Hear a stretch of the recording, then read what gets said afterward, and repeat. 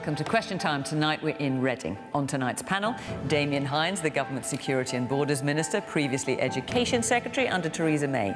Labour's Shadow Levelling Up Secretary, formerly Shadow Foreign Secretary, Lisa Nandy. Mark Serwotka, General Secretary of the largest union representing government employees, the PCS, expelled from the Labour Party in the early 90s. He rejoined when Jeremy Corbyn became leader. Kate Andrews, economics editor of the Right of Centre Spectator magazine. She previously worked for the Institute for Economic Affairs and the Adam Smith Institute. And comedian, travel writer, presenter of the prank show Trigger Happy TV in the early 2000s, now a passionate advocate for refugees in his role as ambassador for the charity Save the Children, Dom Joly.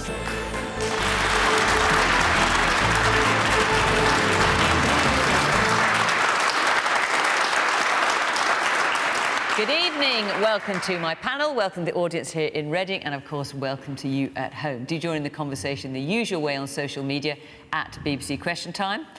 Let's hear what you've got to say. So, our first question tonight is from Louise Pegley.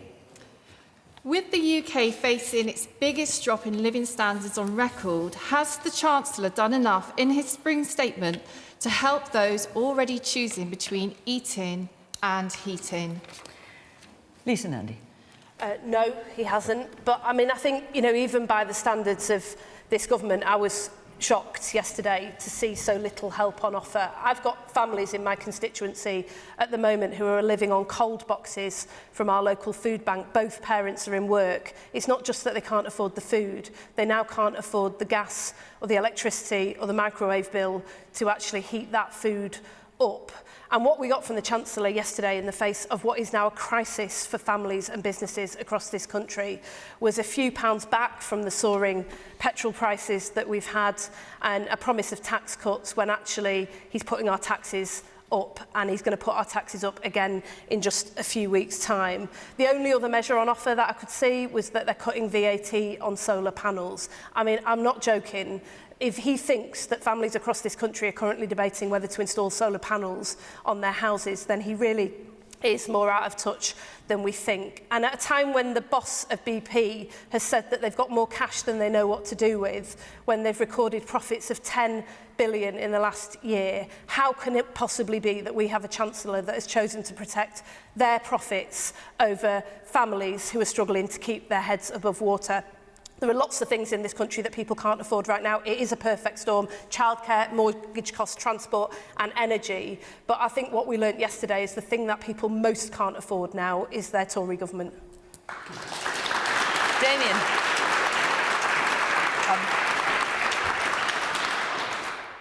Thanks, Fiona. These are difficult times, and there are more difficult times ahead, and I think it is better to be straightforward about that. There are enormous global events have happened and are happening as we speak. We've just come through the most enormous pandemic, which has affected the entire world, has disrupted supply of goods and services, has interrupted economies right around the globe. We now have an autocrat who has invaded a neighbouring country, which is calls into question so much. David, inflation was at a 30-year high before Russia invaded Ukraine. Before there was a Russia crisis, there was a Tory crisis. About what we have come to rely on and should be able to rely on in places like Western Europe. And in particular, of course, energy prices. And Lisa's right that those prices had gone up before the moment of invasion. Lisa, just hang on. The disruption to the market, the nervousness in the market that preceded the invasion was part of that. But there were also inflationary pressures, as you know, Lisa, coming on the back of COVID. Global supply problems right around the world in goods and services. Okay, but the question is, has the Chancellor done enough? We get the... we're all living through this together. Has the Chancellor done enough? What's difficult about a windfall tax? In the single moment, well, I'll happily come to that if Fiona wants us to later.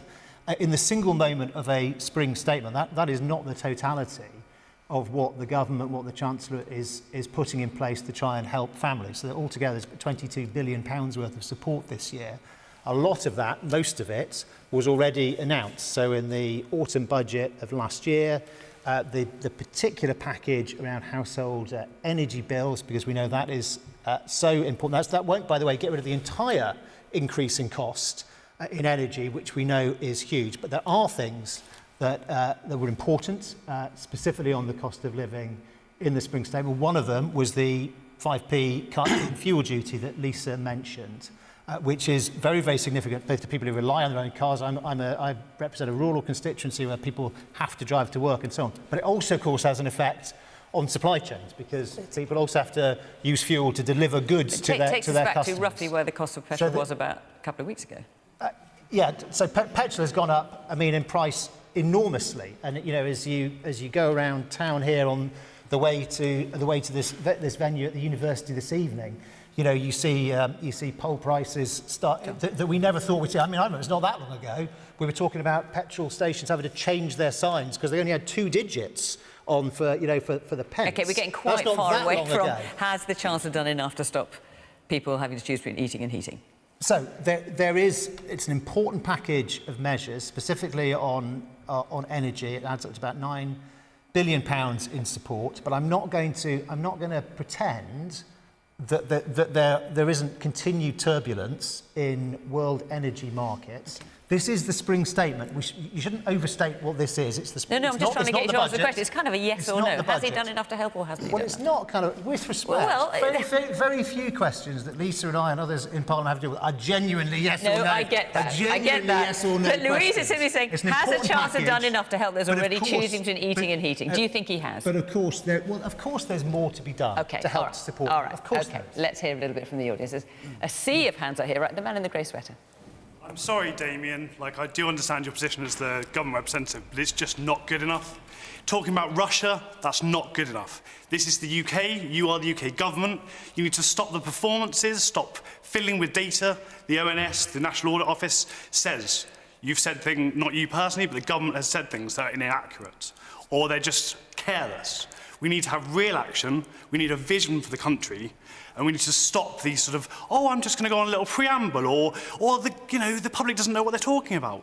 It's time for action, and just take people straight and don't take people for fools. Let's just get absolutely clear and get away from the performances. Rishi Sunak, I actually quite respect him generally, but that was an Oscar-winning performance in deflection, and it is disgusting and frankly an outrage. And I need you to go back to him and say that is not good enough, and the public will not accept that. Well, with respect, I was trying directly not to sugar the picture or to say no responsibility. I was trying deliberately not to do that. There is a very difficult situation. Government, you rely on your government to do what it can to help our economy, to help to protect the families in this country from that impact. And I absolutely accept that as government, that is our responsibility. I do also just need to be honest, though, and say no government can protect us all from every single external shock that gets thrown at an economy, like, for example, the effect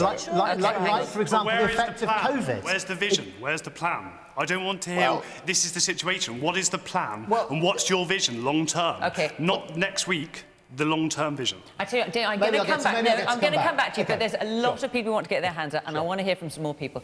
Yes, the man back there with the dark blue sweater at the very back. Right. The Conservative solution isn't great, but what would Labour do instead that would be better? We would introduce a windfall tax on the big oil and gas producers' profits, which would knock £200 off everybody's energy bills and more for those who need it, up to £600. And we would scrap the rise in national insurance contributions, which is about to hit families who are already struggling to stay afloat in just a few weeks' time. We need to take action now. A long-term plan would safeguard our energy security. We've had 12 years of degrading our gas storage, slashing solar tariffs, blocking onshore wind. We need to safeguard our energy supplies, have homegrown energy at affordable prices for people, a long-term plan and a long-term vision. But what we must do right now is get help to people who need it, because people will go under and they will not recover.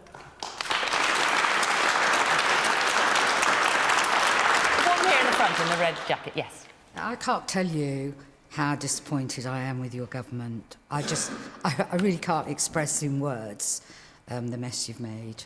I sat through the pandemic and I watched money being hemorrhaged away, money that we could well do with now.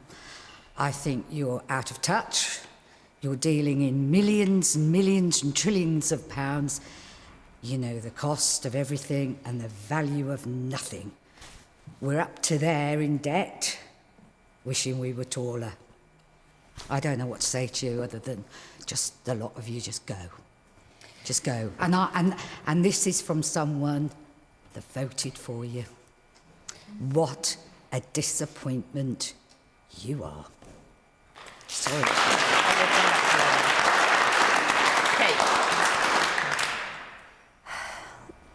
There is no easy answer to Louise's question because, with all due respect to Lisa, from the answer we just heard about what Labour would do, it would be a drop in the ocean.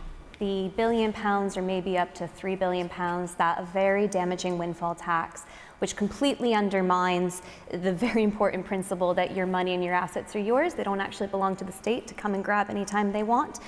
The $1 billion, $3 billion that would raise is a drop in the ocean compared to the money that we are now having to spend just to pay our bills. The interest on the money that we've already borrowed is going to cost us £83 billion this year.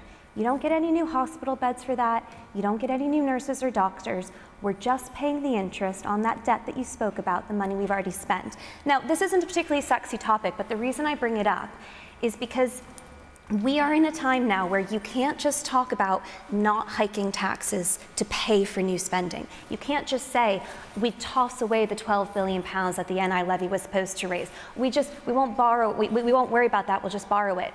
We are not in a position to borrow much more money without a real crisis on our hands. We are paying more on that debt interest than we are on our whole defense budget. So when I look at what the Chancellor's done in his last budget and his spring statement, where he increased the universal credit taper, where he brought in a £9 billion support package to help people with the next energy price cap lift, where he's now dropped 5p on fuel duty, where he's lifted the NI threshold a record level of nearly £3,000. Is it enough? No, these are about to be extremely painful times. There are huge economic consequences for turning the world's economies off and on again for 2 years. Huge supply side crunches, huge labor crunches. Now Russia is invading Ukraine, and rightfully we have implemented economic sanctions to stand in solidarity with Ukraine, but there is an economic price to all of that. It's going to hurt. And I was pleased to see at least that the Chancellor is trying to address those at the bottom, those who are on low pay the most. I'm not convinced it's enough, but maybe the conversation that our politicians had, the Conservative Party and certainly the Labour Party was claiming that they're going to have a solution to this, which they certainly don't, is that it was never going to be pain-free. I think furlough and other policies during the pandemic gave us this idea that we could get out of this pain-free, and we were never going to do that. And now, sadly, but truly, we are starting to deal with the economic consequences of that. And I see the spring statement as one in which the Chancellor is trying to shield those at the bottom as much as he can, but be very aware the financial burden is going to fall on everybody's shoulders, and it's going to fall hard. Woman back there in the glasses. Yes, the woman in the glasses. I work for, well, I run a Citizens Advice, and whilst I hear what you're saying, and I know that makes a lot of sense, my volunteers are looking at a year of people coming to them and they're not going to be able to help them. Our role is to support people and give them tools to manage their money. And as Martin Lewis said this week, that there are no tools left. We could be doing something about the local housing allowance and making rent more affordable. The household support fund should have been targeted better. It's being used differently across the country, and you have to be referred in or know about it. So I think there are lots of things that could have been done a lot better, including raising benefits in line with inflation. So can I jump in really quickly? Very briefly, because I need to get around the rest of the panel. Yes, I agree. We can find deficiencies, and there are much better things we could be spending money on, but that is a difficult question of trade-offs, and politicians don't like to talk about that. I think there's a strong argument now that we scrap those social care plans completely because, frankly, they don't improve care, they just protect the assets of the rich, and we redistribute those billions of pounds to those at the lowest end of the spectrum. But then we have to talk about trade-offs and prioritizing spending, and unfortunately nobody wants to do that. Man in the middle there in the blue jacket, white shirt. I can't feel, I can only feel about the big businesses that are just chuckling in the wings. They've got these billions of pounds. I'm not saying tax is a fair way. We think the government's just a limitless bank that just keeps bailing us out as individuals. They should be giving us solar panels to reduce our bills. They're just laughing. They're sitting on these billions of cash. Give us solar panels to reduce our bills. Don't just give us a one-off handback. Invest and give it back that way. OK, the woman here in the front in the cardi. Yes. Just on the tax on the energy companies, I do just wonder if that would deter them from investing in renewables, if you penalise them when they could be putting that money into something that's going to help the country. OK, Mark, let's come to you. We haven't heard from you yet. Has the Chancellor done enough to help those already choosing between eating and heating in his spring statement? No, and to be clear, it's the most miserable, disgraceful response to a national crisis of poverty, of wages, of fuel poverty, of food bank poverty that is imaginable. Not only did he not do enough, the little he did disproportionately benefits those who are better off, and the proof of the pudding is what the woman said there. We have benefits in this country which, compared to European competitors, are already at an extremely low level, going up 3% when inflation is currently running between 6 and 8%. So anyone unfortunate enough to be on benefits, including the 5 million working poor, 40% of the people Damian employs, by the way, in the civil service, my union, who have to claim universal credit because their wages are so low, are suffering unimaginably. And it isn't because of the Ukraine crisis. Yes, that's playing a part. But in the last 10 years in this country, wage growth has been the lowest since the Napoleonic period. So we've had 10 years of problems, and now it is dramatically worse. And the question we have to ask is, what could he have done? Well, let's have a look at some examples. Yes, there should be a windfall tax. Any money out of the energy company shouldn't be going in shareholders' pockets. It should be going for the poor. The people who ring and contact me, who are in tears because they can't put the heating on, they cannot feed their kids, and they despair about the future. What the Spanish government did was put a windfall tax on. What the French government did, because their energy company EDF is state-owned, they forced EDF to take an £8.4 billion hit that then limited electricity rises to 12% and gas rises to 4%. Our Chancellor gives people a £200 loan. When energy bills are going up £700, they'll go up another £800 in the autumn, and he says he wants it back. This is a national crisis that requires a crisis response, and that should mean benefits should immediately increase by at least the rate of inflation.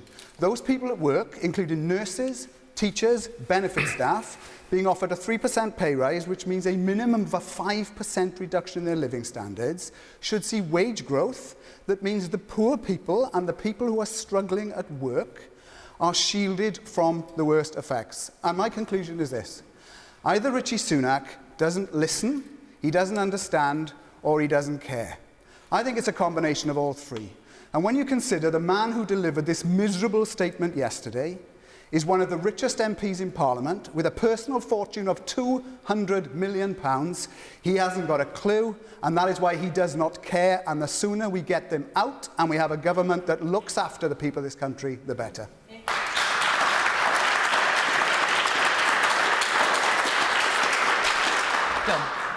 Well, my short answer to Louise's question is no, again. I think the problem is just a lack of trust in this government anymore. Completely, everyone I speak to, they're just out of touch. And I think that what's weird about Rishi Sunak is he was the sort of hero of furlough, and he was the guy doing incredibly well. And today, in the last couple of days, he seems to be wandering around committing harikiri, really. I mean, very slowly. The stuff he was doing yesterday, I mean, this is a man that wasted 11.8 billion on COVID fraud, not getting any of that money back. And then on top of that, those patronising photo ops yesterday where he had to borrow someone's Kia Rio, because obviously he doesn't drive that, so that he could pretend to fill up, and it was actually owned by someone at a Sainsbury's. He didn't appear to know how to use a cash machine. I mean, honestly, he looked like an alien, and the fact that this guy is richer than the Queen, I think it's symptomatic of what's gone wrong with this government. It is one rule for them and a rule for the rest of us. They're out of touch,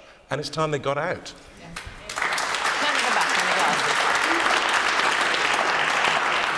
These tax reductions that everybody's talking about are quite right. They're not going to have any effect when they eventually do kick in. They talk about the fact that increases in salaries and payments for people that are working will, in line with inflation, will help. Unfortunately, pensioners, the triple lock has been kicked into touch, whereas that would have been a benefit for the first time. It's done away. They've now also got this cap on fuel, which is no longer a cap, it's just exploded. How can you have faith in a government that doesn't honour its mandates, let alone its promises? OK, let's hear from the man there in the dark jacket and the pink shirt. Hi, question for Damian. Do you think that it was a coincidence that the proposed 1% reduction in 2023 in the basic rate of income tax 2024 will actually happen just before a general election? And are the Tories really still a party of low taxation? Right, well, Damian, why don't you answer that, and also the woman here in the front who's expressed her profound disappointment, because I saw you flinch at that, and I'm sure you want to reply. Of course they will. So first of all, we don't know when the general election is going to be. General election might be in 2024, but it might not be. It might be before that. We don't have a fixed But you just end happen to have some tax cuts kicking in a month before it might happen. Look, I do want to address the point the lady made and some other points that came up. Forgive me, Lisa. So look, it is incredibly important that we pay extra attention always to those who have the least when difficult times come along. It is very important that tax systems are progressive. And actually, if you look at what was done in the spring statement, contrary to what Mark has just said, actually it is progressive. So things like the national insurance changes, as well as, of course, the help with energy bills, they absolutely are designed to target those who have the least. And to the lady from Citizen Advice who was up there speaking a moment ago, of course, the Household Support Fund is precisely there to help those who may otherwise get overlooked. It's there for local authorities who know their areas best to be able to administer. A couple of other things that are really important to say as well. I think Kate mentioned this earlier. I mean, we've just made an enormous reform to universal credit. Bringing the taper rate down by 8 percentage points is an enormous investment in that system. Brings it right back to the original design as envisaged before the effects of the crash of 2007-8. £20 a week off everyone in September. And the single most important thing for our economy, and especially for those families, those households that have the least, is jobs. And you know, go back. People in work that are using food banks under your watch. Lisa, how can you sit there and say that when you're looking into the audience and you're seeing people who are struggling to keep their heads above water? Not a single word of what you've just said is true. And you could have started to fix it yesterday. And I take what Kate said about dropping the ocean, but seriously, every pound at the moment matters to a lot of people in this country. So when we say we'll knock £600 off people's energy bills by taxing the profits of the big oil and gas producers, that doesn't matter. You should have done it yesterday. Forgive me. First of all, Lisa, every word I said was true. And secondly, I was only part way through saying political broadcast. I was talking, we're not talking about politics tonight. OK, but let's get to the end of this and not take too long about it, Damian, if that's all right. Okay, is he not holding back something for the election, then? It's really difficult if I don't get to do a whole go sentence. on, crack on. So if you remember back to the peak of COVID, people were projecting that unemployment was going to peak at 10 or 12%. Because of the strong action this government took, and yes, to the lady in the front, yes, this has increased our debt to pay for furlough, to pay for the business support schemes. But because of that, people are now back in work. Unemployment did not peak at 10 or 12%, it peaked at 5.2%, and right now it's at 3.9%. And that actually is the single most important factor by quite some way in supporting the incomes of households who have the least. OK. Do you know what? Sorry? And seeing how many units are closed, retail units. I'm a hairstylist and I have a business. So, you know, any of the ladies here, shall I go and spend 120 quid on my highlights this week, or shall I feed my kids? So, meanwhile, what do people who own businesses do to earn them? The knock-on effect is this. It's just unthinkable. We're on the floor. We've got nothing. We're going back to the 1920s, to when people like my father, who worked in the coal mines in South Wales, had nothing. And I mean nothing. The thought of little children going out to school with empty bellies in the morning, it's unthinkable. I'm a 70-year-old woman and I'm still working. I've been widowed within the last 3 months. How do I cope? Well, it doesn't matter because I'm 70. As far as I'm concerned, I've had a good life. But there's little children with nothing in their stomachs. That is unthinkable in 2022. Little children going hungry. Think about that. Damian, you've spoken a lot. I'm going to move on. But I think we've heard you say, and can I just say my condolences as well, because that's a very recent bereavement. Thank you for coming to the programme. It's fine. It was to make a point.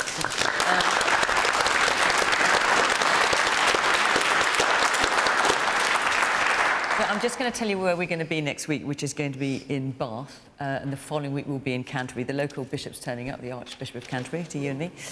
So we'd love you to come and be part of our audience. So go to the BBC website, to the Question Time section of it, the Question Time website, and you can follow the link there and come and be part of our audience. Right, let's move on. Let's take another question now from John Oakes. With due respect to the situation in Ukraine, I myself lived there, so I have friends who have become refugees. I ask myself the question, why are we not treating all refugees equally?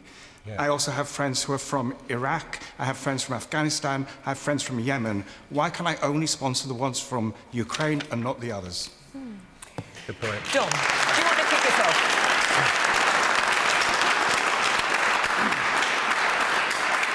Me? Yeah.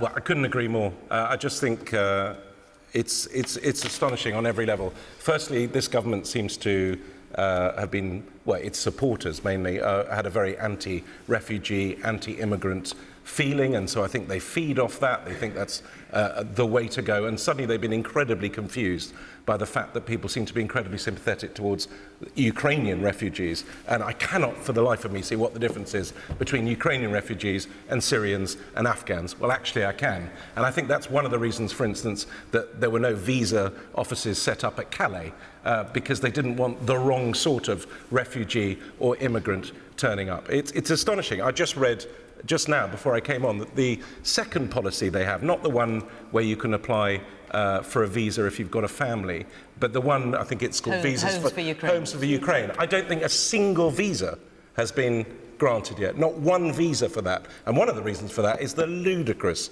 amount of complications it takes when you are fleeing and you've left your country, having to upload stuff, get, you know, the things. And why are we the only country asking people to have visas? There was this ridiculous excuse that somehow some of these people might be spies or they might be secret agents coming to do that. Well, that doesn't seem to affect any other country. So why are we so special? I mean, it's absolutely, I think it's disgusting the way we treat it. I really do.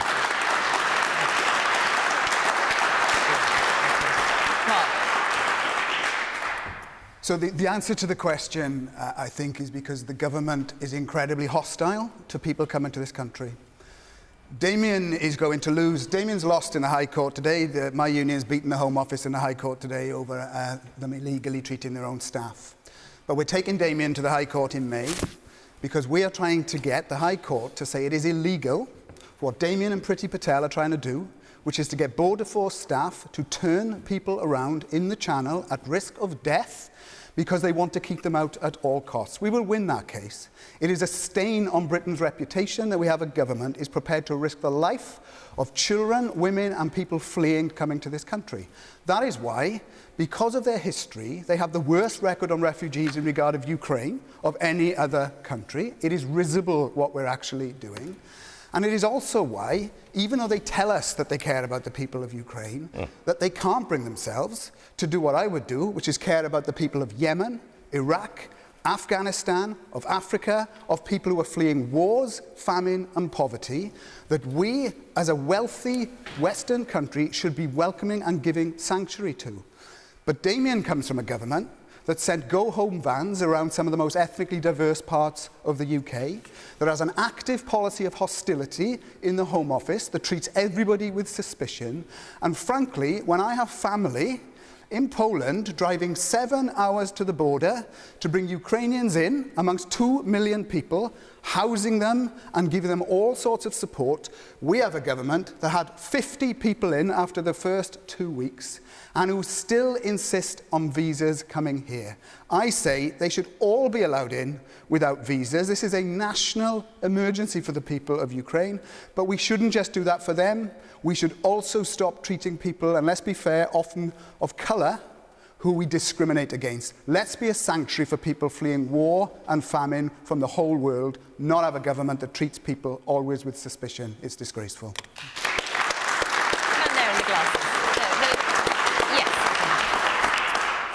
I agree with everything that's been said. Thank you so much. And I agree with the question. But notwithstanding that, I think it's really important that we use this wave of passion and love for fellow human beings and turn that into an appreciation that it's the same love we need to feel, whether the people are from Ukraine or anywhere else in the world. So thank you very much. Let's use this passion and this love for humanity rather than strangle it by saying, why aren't we looking at other people? That's what we need to be doing now, I think. But thank you. It's such an important discussion we're having. Okay, and the man behind you in the glasses.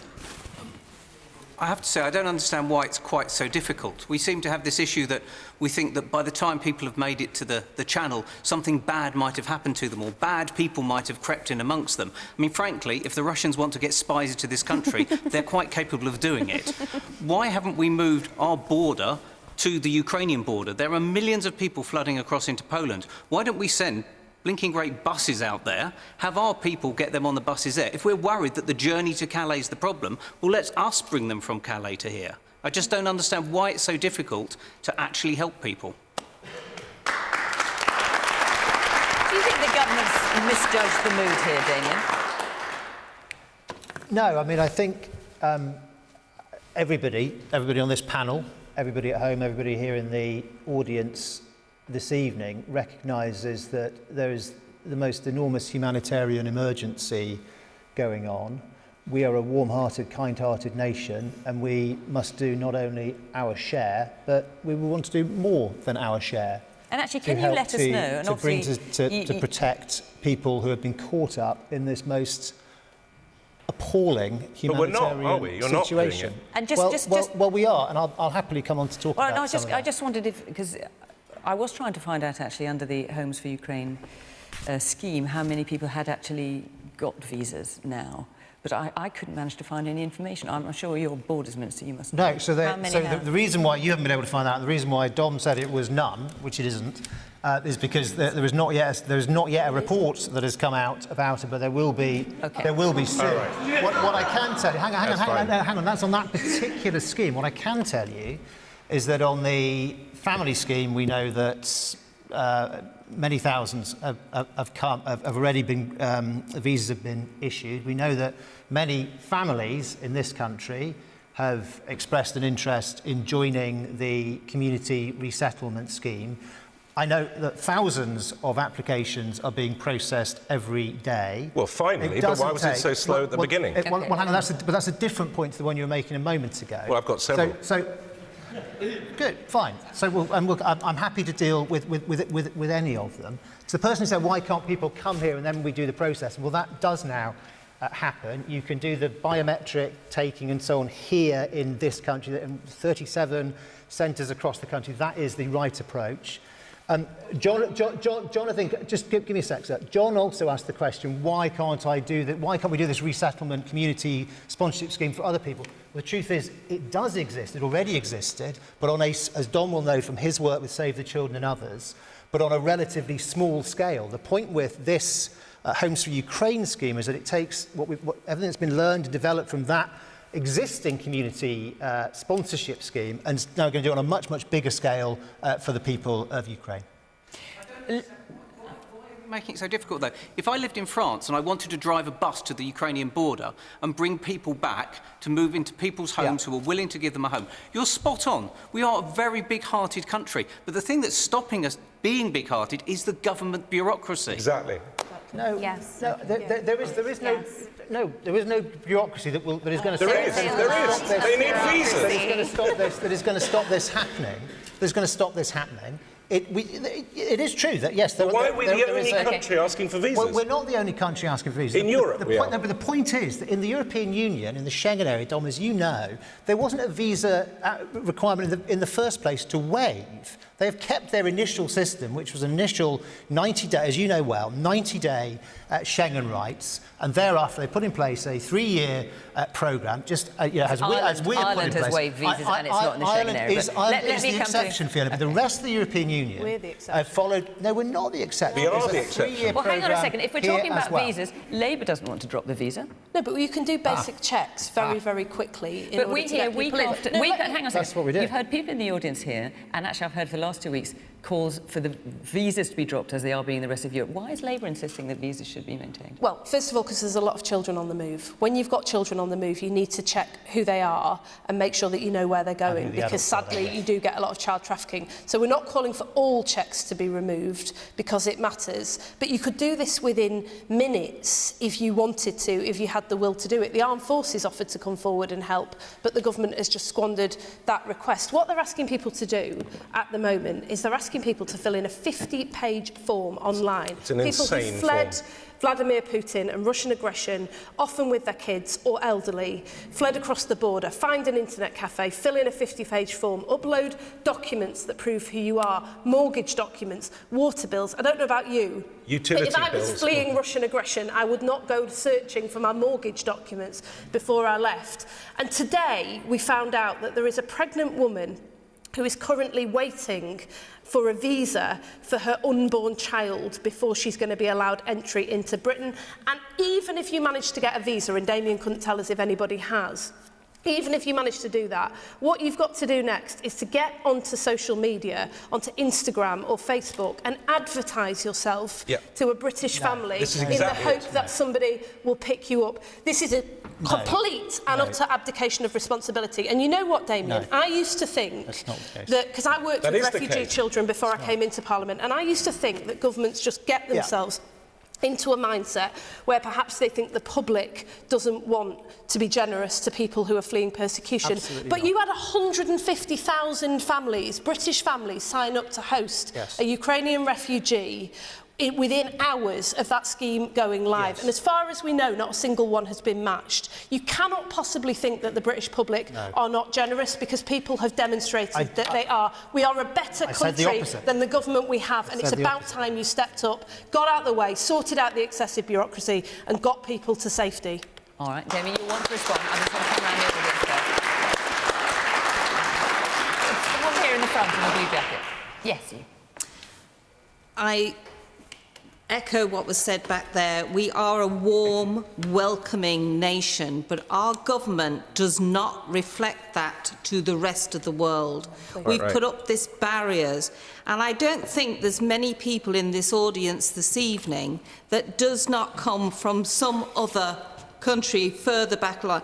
I am so proud to be Irish and not British, because Ireland, a small nation in the Atlantic, has proven what it's like to do the right thing. I'm so ashamed of this government, and I really, really am looking forward to moving back to Ireland one day.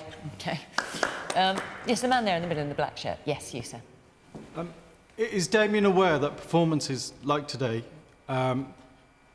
is the very reason why the public have no trust and no confidence whatsoever in this government to deal with the crisis that we're dealing domestically and internationally? OK. That man in the glasses there, yes. It's not going well. My father is Syrian, and there's definitely a discrimination against the Syrians when you compare with the Ukrainians. He can't get a visa to come and visit he has 4 British children who live in the UK, and he can't get a visa to come and visit. We're not asking to be a refugee, just a visit, for 2 weeks visit. And why can't he, out of interest? He applied. He can. There's a ban on Syrian visas, even visitor visa for Syrian, in case they would not go back, or in case he would rip the passport and stay in the UK. He does not want to be in the UK for more than 2 weeks to see his grandchildren that he never met. There is definitely discrimination. But what do you expect from the Conservatives other than that? Kate.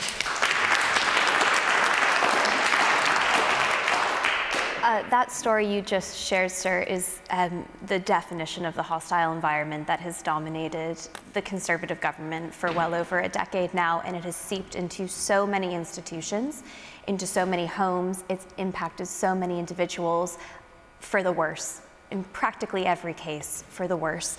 And it's despicable. I think it's a real shame that the government doesn't have the figures on the applications for visas so far. The Spectator Data Hub does. I think as of yesterday around 5 p.m. there were 70,000 applications that had been started and just under 20,000 that had been approved. And I think that's in total across every scheme. 18,600. 18,600. There we go. Yeah, just under 20,000. But that's not the home one, is it? That's not what we were being asked about. No, that's not. Those are the official figures as of right now. I'm afraid that 18,600 is not good enough. And whilst I think that this is solely the responsibility right now of the Conservative Party, I don't want to let Labour off the hook. I think you need to be putting on far more pressure to remove all of the bureaucracy. If you have a Ukrainian passport right now, that should be proof that you are a refugee. We've seen the videos, we've seen the shelling, we've seen people's lives destroyed. You don't need to fill out a visa, you don't need to prove anything. You should be able to get on a train or a plane and enter this country with this passport. And I appreciate the safeguarding of children, but I would prefer that we get them here and then we go through the paperwork so that they're safe in the UK, not constantly having to wait somewhere else and travel. Unfortunately, a lot of them don't have passports. That's the problem. And in that situation, we should be within minutes, we should be dedicating resources to this and making sure that we can do what we can to identify them. But Labour's not dropping. Labour isn't dropping the visas. No, but hang on. We're asking for an emergency visa, which is basic biometric checks that can be done within minutes. Why does Labour want to keep the UK separate from the rest of Europe on this? Why does Labour want more bureaucracy than Germany or France or anybody else is asking for? I think it's still not good enough. Kids safe. I spent 10 years working with children who've been trafficked, and we do want to keep children safe. Would you remove visas for adults? Would Labour remove visas for adults then? And if any adult with a Ukrainian passport... Any checks at all? If you have a Ukrainian passport, as an adult, she'd be able to board the train from Calais to London right now, no visa, no questions asked. I mean, that's pretty much the emergency visa system. No, I'm really sorry, it's not. Hold on. Lisa, I was in Calais a few weeks ago, and there are adults there, grown adults with Ukrainian passports who are waiting weeks for their visa application. Absolutely. But I ask again, would you let them get on the train with their passport? Sure. No, we would ask for basic biometric checks. So you want to? We would, but that's would you drop the visa? There's no delay in that. We would replace it with an emergency visa that gets you moving. Okay, so you keep the visa, right? The reason this scheme is chaos is because the government is modelling it. But that was a question to Labour in fairness. Where people had months. Hang on. There is a difference. Stop. There is absolutely just a minute. Difference. I just want to say there's been a lot of criticism of the government. What? And I want to give Damian a chance to come back at it. And I just want to point out to you, Damian, because you're getting quite a hostile reception. More people in this audience voted Conservative than for any other single party. Just in case you feel that might not be the case, would you like to answer some of the points made here? You think it's funny? No, I was just joining in conversation around the table, sir. I take these things, of course, very seriously about politics, as we all do. Look, to respond to the various points that have been made, is 18,600 visas processed enough? No. And that's why it's going to carry on growing, because we want to come to help as many people as is possible. By the way, not everybody wants to come to this country. I get that. But when you see this response here, do you go back and think, yeah, we've got that about right? Or do you think maybe we need to surely don't adjust need a our policies? 50-page form. Well, hang on. I'm being asked slightly different questions. You mean, am I worried about how this audience perceives the government? Of course, I take very seriously the way this audience perceives the government and perceives me and perceives my colleagues in Parliament. Of course, that's what we do as politicians. We face the public. Sometimes it's uncomfortable to hear, but it's very important that we do. OK, I'm going to take it. Actually, I'm going to take another question, simply because we've got so many questions at us, if I don't move on, we won't get any of them in, so forgive me. Let's hear from Sia Israel. How will P&O be held accountable for the vicious fire and rehire strategy which saw 800 Brits lose their jobs? And will the law be changed to stop this happening again?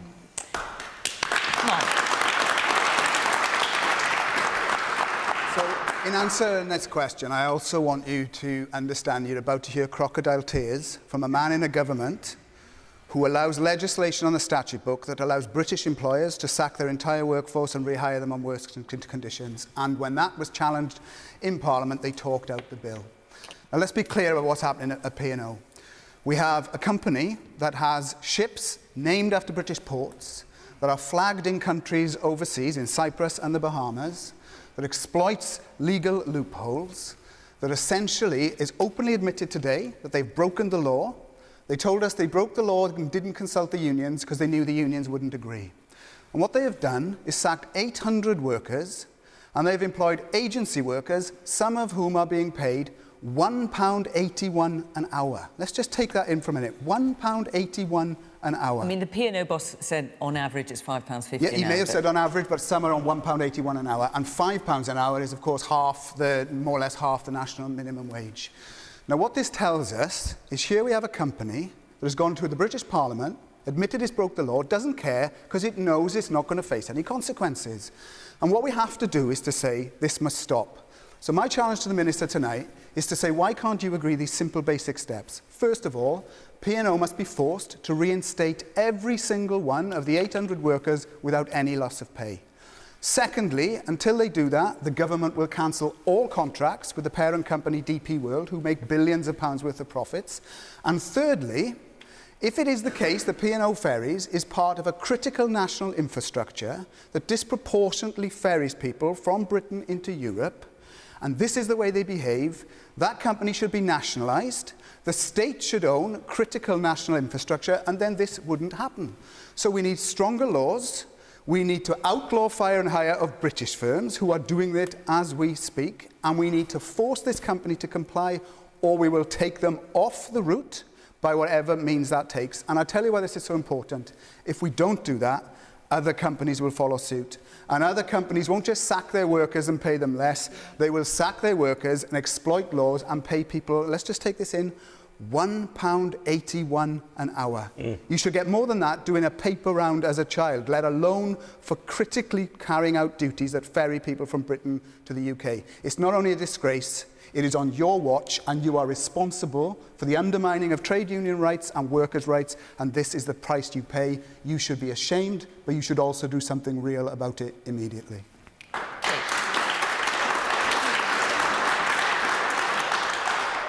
P&O's behaviour was despicable, and it's been called out very quickly as despicable.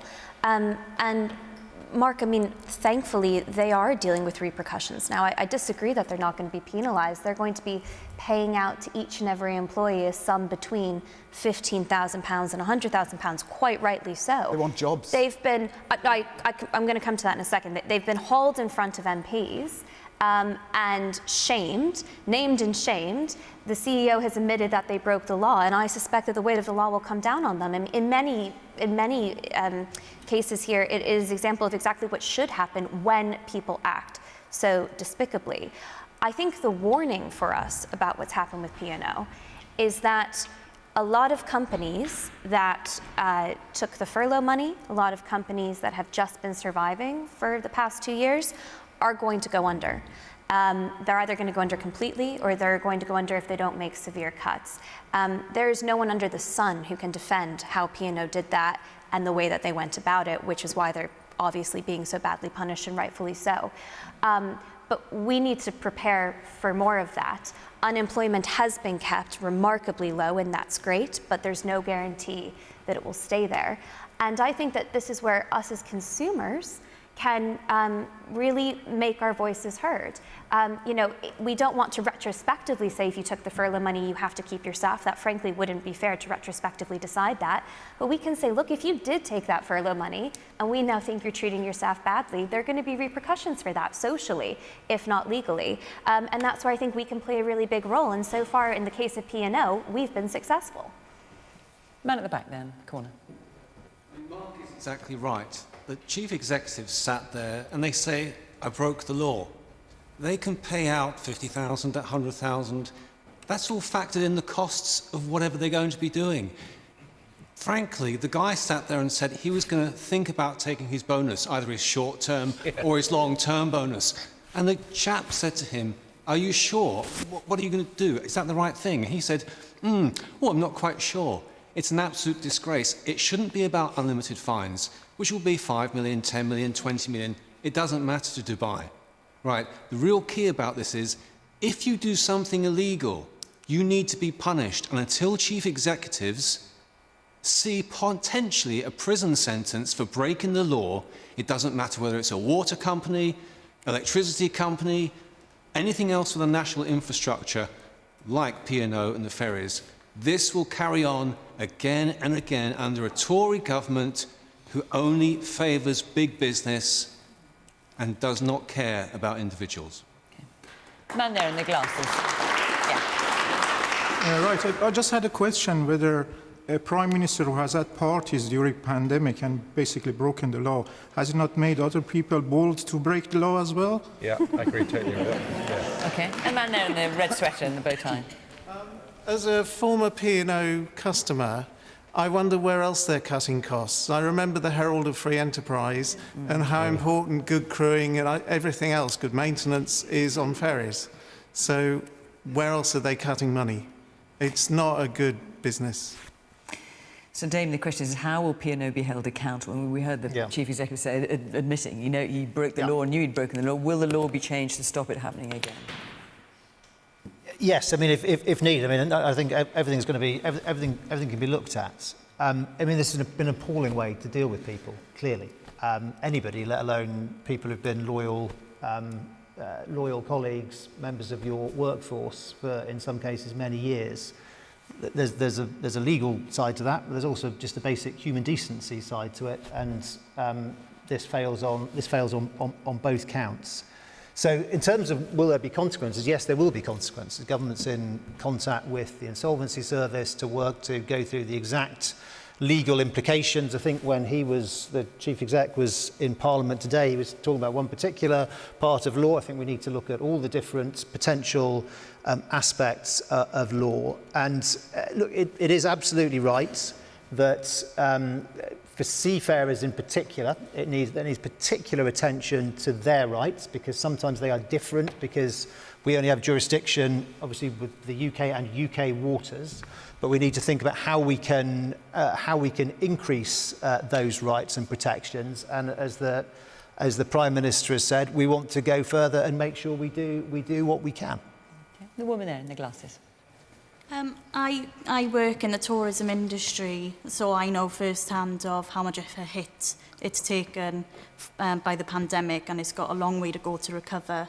The 800 people that were wrongly made redundant in the last week, their skill set is probably quite specific to the cruising industry, and they're probably not going to get a similar role soon.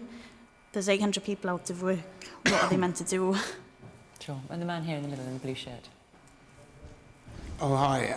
Yeah, on Monday night, there was a vote in the House of Commons on this whole sort of area, P&O, fire, rehire. As far as I'm aware, the Tories abstained. 100%. Do you want me to respond to that? Why is that? Briefly, because then I want to come on. So there was a fire and rehire there was some relationship between two things, but it's not. I don't think Mark was intending to say this was the same thing. It's not. But it's disgraceful. Yes, but it's disgraceful. Do you just want to briefly explain the difference? The gentleman was I think suggesting it might have been the two things together. That's a different matter.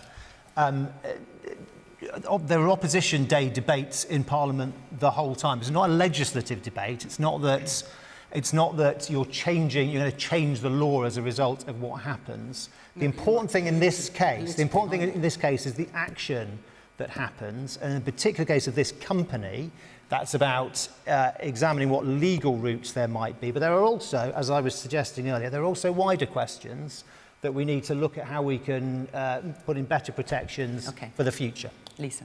I mean, I just hear a government that's going to let them get away with it. This is a company that tore up the law to sack 800 workers. They had advance warning of the fact that it was happening and they didn't lift a finger to stop it. They waited until it was in the public domain and then wrote a strongly worded letter to the wrong person, as it turned out. Yesterday, the Prime Minister, when he was challenged in the House of Commons, said that he would take legal action. This morning, the Attorney General suggested that possibly they couldn't, and the reason that they couldn't is because Chris Grayling, remember him, watered down the law, so it may not actually be possible for rights to be upheld. I agree with Mark. I think there are very clear things that we should do. Straight away, suspend the government contracts with DP World. They cannot be allowed to get away with it. This company was appointed by Liz Truss as a government advisor on trade and remains, to this minute, a government advisor on trade. Damian, for goodness sake, that has got to stop. And that vote that we brought in the House of Commons on Monday about banning fire and rehire, it matters to the P&O workers, and I don't accept for a moment that you couldn't have supported that. It may not be a legislative device, but it's a statement of intent that sends a message to companies like P&O Ferries that they will not get away with it. And 1 in 10 workers has been threatened with fire and rehire practices and made to reapply for their job on worse terms since the pandemic started. There are lots of companies, including lots of ferry companies, who have hit similar difficulties and have not engaged in these practices. What we're doing is pulling out the rug from under good businesses that look after their workforce in favour of those who treat people scandalously. And this really matters, Damian, because we are human beings who have a contribution to make. We are not expenses to be discarded like numbers on a balance sheet when we're deemed too expensive. And your government ought to back its people, not stand with the people who are exploiting them. We've only got a couple of minutes and Dom has not yet answered. I've got to let Dom answer.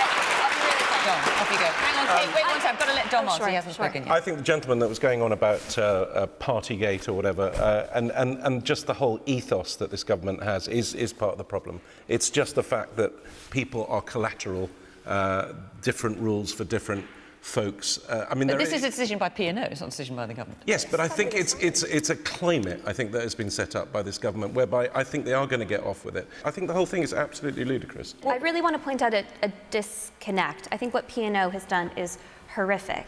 And if you want to cut off the parent company and all of their business in the UK, you can make the moral case to do so, as Lisa and Mark have just done. But Lisa and Mark have also been arguing throughout half of this panel that inflation is abysmal, is the fault of the Tory government. And by the way, if you cut off the parent company's services to the UK, you will be creating a further supply-side crunch and you will be rising prices in the UK. And the reason I want to point this out is because there was also a lot of talk earlier in this. There was a lot of talk earlier in this panel about how out of touch the Tory party is, how Rishi Sunak doesn't care. What would you do? Let her speak. My point is, if you want to take that moral stance, you can't spend the first half of the panel saying, oh, the others don't care about inflation, but actually this thing I would do would make inflation worse. And I would also point out that no one in the Labour Party was talking about price hikes. Nobody in the Labour Party was talking about price hikes last year. Very few people in the Conservative government were. The only people who were the former chief economist of the Bank of England and Rishi Sunak. You might not like what he's done, you might not like the way he's handling it, but at least he was warning against these things. And I just take real issue with, over the course of one panel, people arguing against inflation and then trying to hike prices on the other side. They could do it right now. I'm going to stop this. And then there would be no problem. And right now I'm going to have to stop the discussion because we are out of time, I'm sorry to say. We could clearly talk about this for quite some time, but our hour is up. Thank you very much to the panel. Thank you very much to all of you coming here from Reading. Very much good. Appreciate you coming along this evening. And of course, thank you to you at home for watching. From Question Time in Reading. Bye-bye.